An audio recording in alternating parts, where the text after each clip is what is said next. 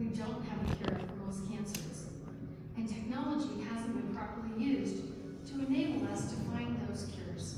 I was a wife and mother of 6 small children when I was diagnosed with multiple myeloma in 2010. This blood cancer diagnosis was shocking. I needed to survive, and I didn't have the luxury of waiting for someone else to build the tools that I needed. The data that Jenny needed to make informed decisions should have been right at our fingertips, but it wasn't.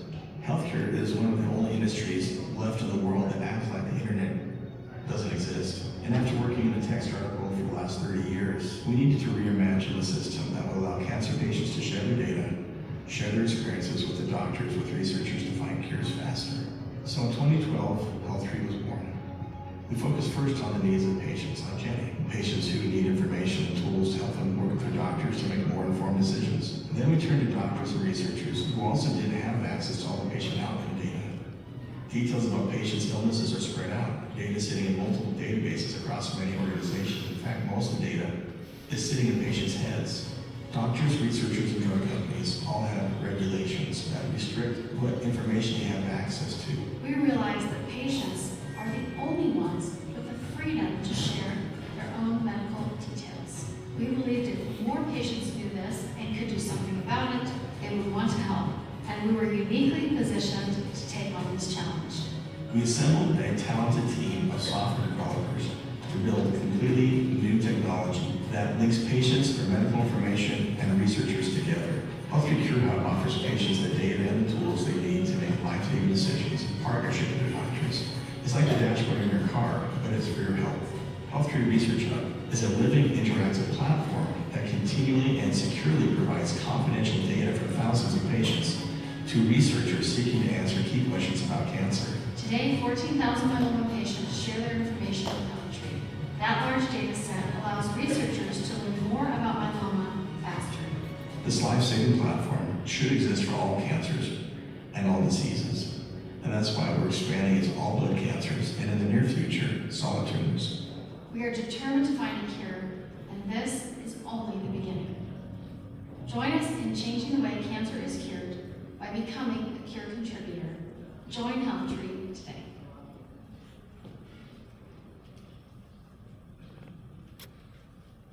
So great, glorious morning, everyone. My name is Richard Armstrong, and I'm a local guy. I'm a West Philly kid, and born and raised here. And I'm a patient, a coach, and a health advocate. I'm currently working with Healthtree along with some other organizations, but I am a patient at University of Pennsylvania. I'm still a patient. I have multiple myeloma, which is an incurable blood cancer, but it is very treatable.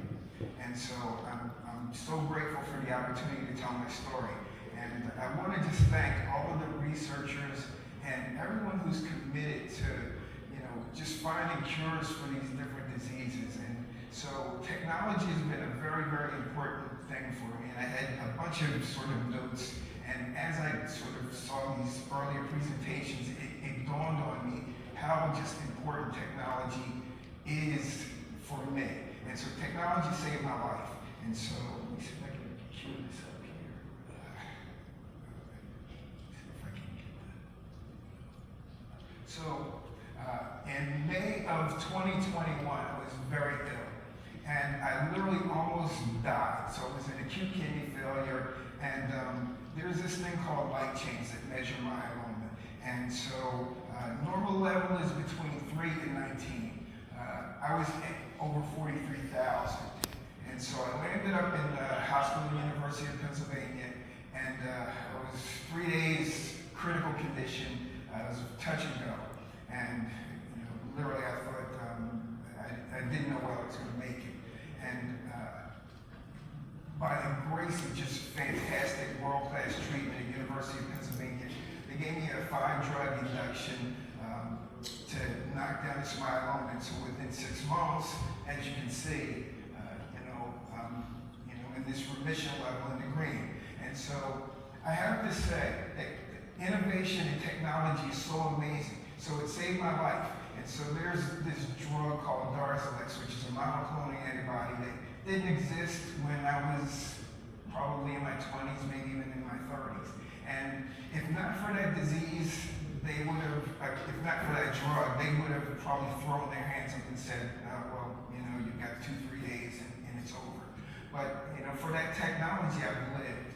And it's amazing. I've had a stem cell transplant. I've had something called plasmapheresis, which the technology behind it is amazing. And so I say that technology is just, it's been that thing that saved my life. But I will say going forward that technology through Healthtree has really made my life worth living. And so, you know, if you're diagnosed with an incurable cancer, the first thing you kind of say is, okay, well, you know, what's my life going to be? You know, how long am I going to live and what's my life going to be? And so I thought, you know, for the longest time as I was regaining my health, that, you know, my life was just going to be in my room. And, you know, I was diagnosed at the height of the pandemic, which was really, really rough. And so came out of that and, you know, I was just trying to figure out what am I going to do with my life? You know, how am I going to just turn this thing around? And so I was very blessed that I came across Healthtree. And so, you know, I saw Jenny and I saw some of the other things that was going on in Healthtree. And so I'm a big, you know, advocate for pen medicine. They saved my life. And, you know, it's amazing. If you looked at me, you would never know that I was that close to dying. And, you know, I walk 5 to 7 miles a day. And, you know, I give so much credit to pen medicine. And so I found Healthtree. And so for Healthtree, and it's amazing because, you know, they have this thing called Cure Hub where, you know, they take the data, and, you know, Paul talked about it, taking the data and trying to use that data to influence, you know, treatments and cures. But the other part of Healthtree, and the part that really, really brings this home for me, is that, you know, they use technology in another way, a very simple way, and that it connects patients. And so, you know, I'm a coach now, but when I started out, you know, I had no idea how I was going to live. And then I came across coaches, people through Healthtree that, you know, long-time patients that said, hey, you know, you can do this, and this is how you're doing this. And I remember, you know, my first coach, he said, oh, my wife and I were going to Italy. And I'm thinking to myself, I'm like, is that allowed? Like, you can do that and live? Like, you know, and so I say that it's really, really amazing because there's Michael, who I'll introduce very, very shortly, but you know, these are our Healthtree coaches, these are Healthtree patients, and you know, using that technology for Healthtree. I'm a big technology guy. I'm part of Penn Biobank. You know, I've submitted that. I'm part of the Cure Hub. You know, I'm a big believer that, you know, we can use technology, but we have to use technology in a way not just to make life possible, but to make life worth living. And so, you know, I like the humanity part of technology, and that's what Healthtree does really well, is the humanity part of technology and helping, you know, people like me to find fulfillment, to find, you know, purpose in life. And so I'm really, really grateful for that. And with that, I have to say, Michael Riotto, he has been just a really tremendous blessing to me, inspiration. You'll hear his story, and again, just another amazing story. Almost every myeloma patient has an amazing story, but Michael has an amazing story, and you know, come on up, Mike, share your story. But I thank you so much for just, you know, sharing my story. All the researchers and you know, the people that are facilitating these cures, I just thank you. I appreciate it so much. Thank you for giving me life. Thank you for making my life easier.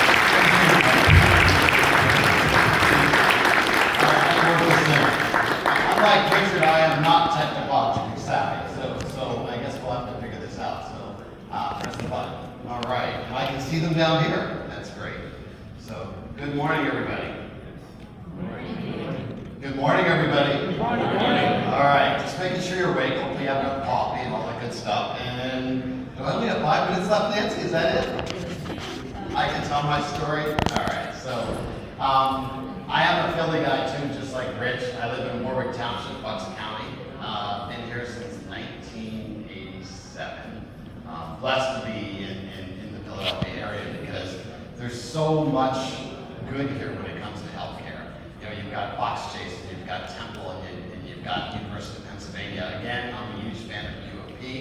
My doctor, and some of you probably know him, Ed Stappenauer. Anybody know Ed Stappenauer in the room?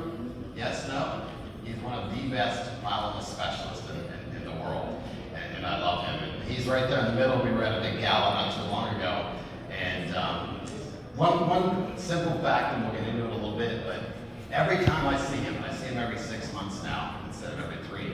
And I truly, let me get the pictures back, there we go. Truly appreciate what he says. He reminds me every time I see him that it's his job to keep me alive and my job to live my life. It's pretty profound, and it's very impactful. I am married to my lovely wife, Monique, for the last 37 years. I have 2 wonderful grown adult children. One just happened to move back in with me. I'm sure some of you had that happen too. She just moved back in just a few days ago. The other one's in Boston working for a startup, which many of you in this room are startups, so I'm really proud of my son. He's doing there. So it's all really cool. Next slide, my disease. So right now, if you look at me, I look pretty good, don't I? Yes? Yes. I look pretty good. I try to work out every day as much as I can. I try to swim, and I really suck at swimming, but that's what my doctor wants me to do. Myeloma, rare blood cancer. 30,000, 32,000 folks every single year are diagnosed. It eats your bones. You know, it's a disease of the plasma cells. And those plasma cells eat your bones. So I have lesions, as they call them, from my head all the way through my feet. I have fractured my neck. I have fractured my collarbone. I have broken my left elbow. I have broken so many ribs, I don't know if they're still there. And I've broken both feet multiple times, especially the left foot, which I just had surgery done on to make it better. So back to the beginning, I was diagnosed in July 2011, completely by accident. I happened to be at the Jersey Shore, trying to keep up with my son, who was 13 at the time, body surfing, and I got tumbled in a wave, and I hit my neck on the beach. Didn't know it at the time, drove home shortly thereafter. You know, I get home and the wife's looking at me, she says, "You don't look so good." And I'm like, "Yeah, my neck's really hurts really bad." She says, "Maybe you should go to the hospital." So what is the typical man thing to do? Sleep on, I'll go tomorrow maybe, you know. So the next morning I woke up and damn it hurt worse than that night before. So I called my doc, he sent me for an x-ray about noon. About 4 o'clock he calls me, he says, "You really did fracture your neck, you fractured your C4 and your C5. I'm like, okay. He says, "You want to go to the local emergency room?" I already called them, they're going to put you with a collar, you'll be good to go. So I get there really quick, go to the local, drive myself, go to the local hospital, fit me with a collar. Of course they do a CT scan, MRI, some blood work. And you know you get that weird feeling that something's wrong when you're kind of like just hanging around. So I'm there for like 2 hours, I text my wife, I said, "You might want to come," because they don't really know what's going on. And they actually didn't. They came back and they truthfully said, which is a beautiful thing, they said, "We don't know what's happening, we can't handle you here, we got to ship you off." So off to Penn I went as a trauma patient at 11:30 at night. Again, get to Penn, more CT scans, more blood work, bone marrow biopsy the next day. And they discovered that in the normal person, the plasma cells that are in your bone marrow are less than 10%. Mine were at 88%. I had full-blown myeloma at that point. So immediately we started what they call induction therapy. I had a 3-drug regimen, unlike that guy who has 5. Yeah, see, things have advanced so many years later. 3-drug regimen. And had a tough time with doing what they call apheresis, when they collected my stem cells to get ready for a stem cell transplant, which I had 2 days after Christmas in December of 2011. I managed to get through all of that, and then all of a sudden, one of those things that happens to people, I got sepsis, and I went into septic shock for 5 days. They really didn't think I was going to make it through. They actually talked about it in the middle of the night one night. I said to my wife, "You might want to call the family and have to say their goodbyes." And somewhere in the middle of that, and I don't remember it because I was totally out of it, I shouted out, "No, I'm not going anywhere." And I'm still here today, which is amazing. Absolutely amazing.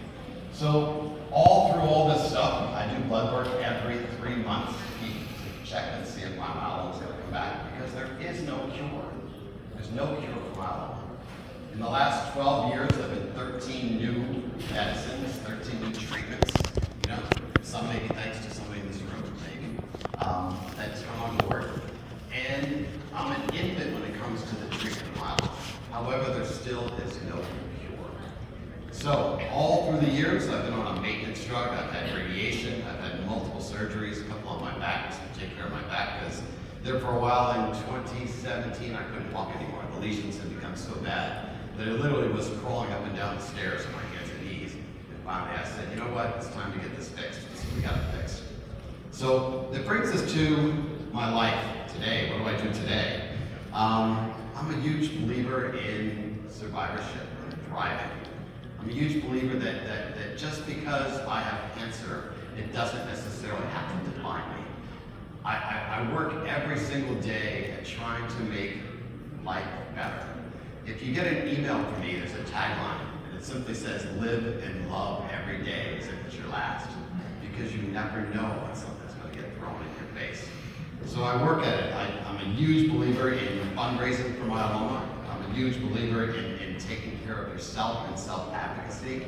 I think it's so important that we focus on ourselves. Is that selfish sometimes? Maybe. But you know what? I'm blessed to be a peer-to-peer educator with the Healthtree Foundation. Blessed to be a myeloma coach. At one point I had 23 coachees, as we call them, our patients. Now I have 13, which is nice. I can manage that, right, Laura? So 13 is a little bit more manageable. And it's incredible when you're out there in the world, and your doctors and your nurses tell you everything that you need to know, okay? But when you're on a particular maintenance drug, and you take it every single morning like your doctor told you to take it, and it makes you groggy, it makes you sleepy, right? And then all of a sudden you meet someone else who has myeloma, who's on the same drug, and they say, Michael, what do you take it in the morning for? Are you crazy? You're supposed to take it at night. My doctor never told me that. That's where the coaching comes in. Because I slept so much better taking the drug at night. It's absolutely amazing when you just shift. Having a coach or having somebody out there that you can talk with makes a huge difference. And that's one of the things that Healthtree does as a corporation. They're incredibly great at mixing people together. You can go on their website. There's about 212 coaches right now that are active. You can type in, this is where, technology comes in. You can type in sex, age, location, type of myeloma, you name it, and they can mix it up. And it's really funny, Rich. I said to Rich, I said, I'm going to make sure I put my cell phone down because I'm going to get a political call in the middle of the presentation. Guess what? Political calls coming right now. They come all day long. So, can you tell there's an election coming up? God bless us all. I'm a huge believer in fundraising for myeloma and myeloma research. One of the things that Healthtree does tremendously. Last year, I did a huge campaign, and I raised about $13,000 for them to go to research because, again, as I mentioned before, there's no cure.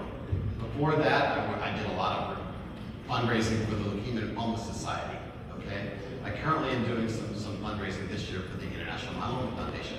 And you're wondering why I'm talking about all these different organizations. We want to skip to this guy here.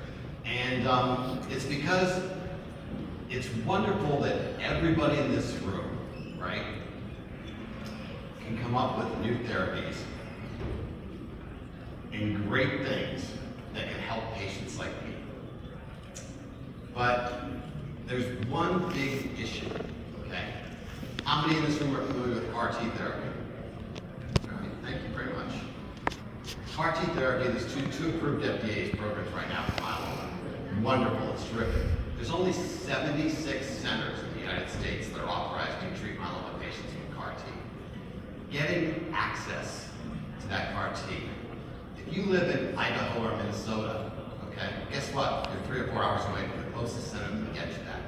We need access. We need to be able to get there. Patients need to be able to get there. I'm a huge believer in legislative advocacy. I'm in Washington, D.C. all the time, working with our congressmen or our senators to talk about how we can get access. It's phenomenal, all the work that you're doing in this room, truly phenomenal. But if a patient can't get it, what's the point? We need to make sure that our laws and our policies reflect the simple fact that they can get it. The next thing, right, we work on affordability. How do we make it affordable? Okay, it's so wonderful. This wonderful gentleman there, Richard, has a shot of Darzalex. How often? Once a month. Sticker price right now is $34,000 and change. Okay, $34,000 and change. Your copay could be anywhere from $0 to $1,100. Is it sustainable if your copay is $1,100 for 12 months in a row? The answer is no. Again, legislative advocacy, changing our laws and policies level to make a difference. So I was just there last week. I'm proud to say I won the Advocacy Impact Award from the Patient Access Network of the Count Foundation. I love being there. I've spoke on 2 congressional panels this year. It's phenomenal what you can get across. You're all saying, does it work? The answer is yes, it does. It's a very slow process. You know, our government moves like at a snail's pace, but it does work. And the answer there is a simple fact of coming up. The last 5 years, I worked on the Medicare Part D program, which goes into effect this January, $2,000 cap, which is really good. So you're saying out there, if you're meeting with your congressman or senator, do they actually listen? The answer is yes, they do. 94% of the time, 94%. If they're on the fence about a particular bill, and they hear a patient's story, and they hear how the cost or the access isn't there for them, they'll sign on to that bill. So it's really, really important. So that's why, again, everything that you're doing in this room is wonderful, it's terrific, but if a patient can't access it or afford it, it doesn't work. All right, so we want to go back to this guy. All right, you saw Tony a couple different times. We're going to talk about him for a minute. So Tony happens to be my best friend. I met at an IMAT conference many years ago. And this is where some things like AI can come in. I was lucky. I live outside of Philadelphia. I have multiple resources at my fingertips to treat my myeloma, right? I happened to get diagnosed by accident that fractured my neck. But this dude, right, I've known him for about 6 years now, lives in North Carolina, right? Rural North Carolina. It took him almost 7 months to be diagnosed. Almost 7 months. How many times did he go to the hospital? How many times did he go somewhere? All right, he complained, hey, I have back pain. Hey, I don't feel good. Hey, this happened to me. You know, this is where AI can come in. What could happen? Okay, where's my AI coach in the audience? By the way, that was a great presentation, wasn't it? That was really awesome. What would happen, right, if his symptoms were able to be put into a system and they were spit out to say, you know what, doc, maybe you should look at this test too. Wouldn't that be an incredible use of technology? Simple, because myeloma mimics so many other diseases. But wouldn't it be great if, hey, I have back pain, I have high calcium, my protein level's high, but yet the primary doc or the ER doc didn't realize that, but yet there was some way, some system that they could put in, and they could simply say, run another calcium test, run a bone marrow biopsy. And early diagnosis makes all the difference in the world in the treatment for myeloma. So that 80% of the folks out there, okay, don't have that ability. They live in rural places, they live in where an area isn't available. But maybe. My primary doc sees about, I think he sees about 6,000 patients, give or take, right? I'm still his only myeloma patient. Okay? I educate him, but if he had a system where he'd be able to learn more about it and be able to recommend things, it would make all the difference in the world. So back to the patients need a cure, a cure hub. Healthtree's Cure Hub. I've belonged with it for many years now. They have every one of my records. Yes, it scares the crap out of me, the simple fact that my healthcare records are out there somewhere. But you know what? I look at the simple fact it's for the greater good. It's for the greater good. It allows, Dr. Ola from Florida to be able to say, hey, I've got a male patient, he's 51, he's got diabetes, and he's got this, and I want to know how many other patients in your database have that. And boom, they can get it out in less than a month, okay? And that can issue a treatment plan for somebody that he's got, because it worked for me and it worked for, say, 1,700 people that are in the database. It's a phenomenal tool to be able to use the Cure Hub at Healthtree. If you have lots of questions about it, Laura, where are you? Everyone's got Laura Gilman. So Laura's here from Healthtree too. We'll be here through lunch if you have any questions about anything about Healthtree or our Cure Hub or our treatment. But I want to go back just a little bit. You're here, and being here is a wonderful thing, because maybe, just maybe, somebody in this room, and I'm going to be so appreciative you do, is going to work on a project that's going to have cure.